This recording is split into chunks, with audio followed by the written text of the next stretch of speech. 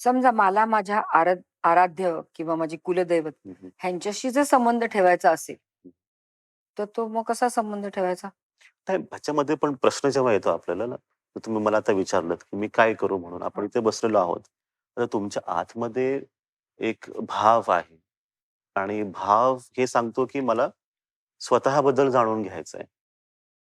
मला माझं सत्य स्वरूप काय आहे, ह्याचा अनुभव घ्यायचा आहे. आणि त्याच्यासाठी तुम्ही सुरू करणार, हळू-हळू पुढे चालणार. पण त्या वाटचालीमध्ये तुम्हाला जो प्रश्न आला, तो प्रश्न तुम्ही मला विचारताय. याचा अर्थ तुम्हाला कोणाची तरी गरज भासली. हो, असंही नाहीये की तुम्ही बसून सगळ्या प्रश्नांची उत्तर तुम्हाला एकाच जागी मिळतायत. तुम्हाला कुठेतरी त्याची गरज वाटते, की मी कोणाला तरी विचारावं. हो. मग तीच सुरुवात होते, की मी कुठेतरी पोहोचते आणि तिथे जाऊन त्यांना प्रश्न विचारतो. तो व्यक्ती मग तुमचा गुरु बनून जातो. हं. मग त्या गुरूंशी तुमचे एक आत्मिक संबंध होतो किंवा गुरूंनी दाखवलेले जे तुमचे आराध्य दैवत आहेत, त्या रूपाबरोबर जो आकार आहे ईश्वराचा, त्याच्याशी तुम्हाला संबंध बनवण्यासाठी तुम्हाला गुरु शिकवतात आणि त्या संबंधातूनच तुम्हाला तुमचं सत्य स्वरूप कळून येतं. तो ईश्वरी साक्षात्कार आपण त्याला बोलू शकतो हं, किंवा स्वतःचं सत्य स्वरूप पाहणं. हं. त्याचाही तुम्हाला एक साक्षात्कार होतो. तर हे होत असताना संबंधाच्या वेळेस फक्त महत्त्वाचा जो भाव लागतो, तो असतो प्रेमाचा.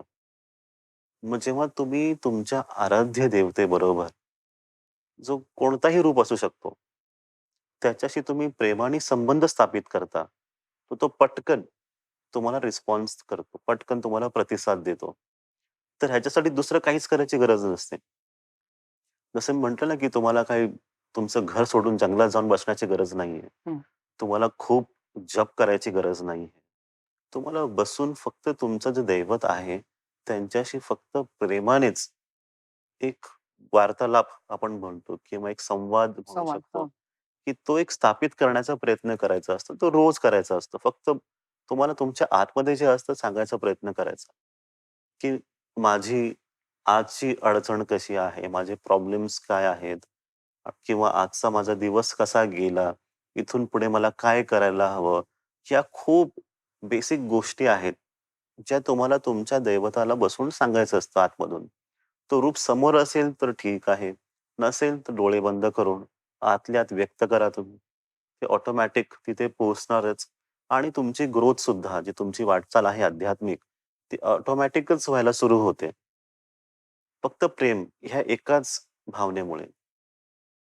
मग तुम्ही दुसरं काही जर ऐकत असाल, की खूप काही करावं लागेल, हं, तसंही नाहीये. हं. जे आम्ही शिकलो, जे आम्हाला शिकवलं गेलं, जे माझ्या गुरूंपासून, की खूपच सिंपल आहे. तुम्ही त्याला खूप जटिल करू नका. हं, है ना? हं. आणि ते जटिल का होतं? खूप काही ऐकल्यामुळे होतं. हं. तर ईश्वर आहे की नाही तुमच्यासाठी? तर आहे. आहे तर कसा संबंध स्थापित करावा? तर प्रेमाने. इतकंच आहे.